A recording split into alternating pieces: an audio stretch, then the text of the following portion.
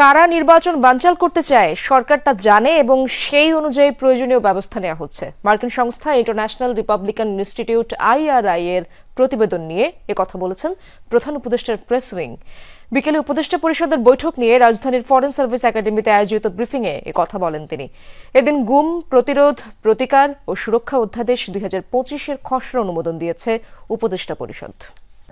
নতুন ব্লেন্ডে আরো rich অ্যারোমায় salon family blend টে।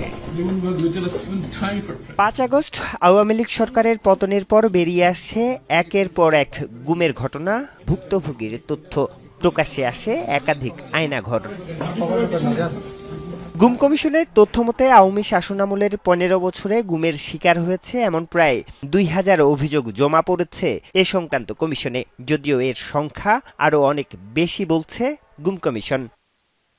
এমন প্রেক্ষাপটে গুম প্রতিরোধ, প্রতিকার ও সুরক্ষায় একটি আইন প্রণয়নের সুপারিশ করে এ সংক্রান্ত কমিশন, যা উপদেষ্টা পরিষদের 47তম বৈঠকে অনুমোদন করা হয়। প্রস্তাবিত আইনে গুম করার অপরাধে সর্বোচ্চ শাস্তি মৃত্যুদণ্ডের বিধান রাখা হয়েছে। এই অধ্যাদেশে গুমকে সংজ্ঞায়নের পাশাপাশি চলমান অপরাধ মানে কন্টিনিউ অফেন্স হিসাবে বিবেচনা করে মৃত্যুদণ্ড সহ কঠোর শাস্তির বিধান রাখা হয়েছে। এটা বাংলাদেশের একটা ঐতিহাসিক ল। এর ফলে বাংলাদেশে আর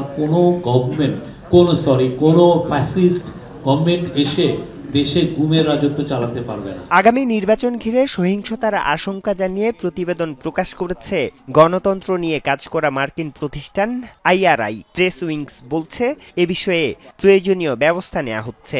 আগামী নির্বাচনকে সামনে রেখে কারা কিভাবে নির্বাচন বানচাল করার জন্য নানান ধরনের ষড়যন্ত্র করবে সে বিষয়ে মোটামুটি জাতি অবগত, এবং সরকারের দিক থেকে যেটা করার, সরকার এই পরিস্থিতি মোকাবেলার জন্য যাবতীয় সকল ধরনের প্রস্তুতি নিচ্ছে।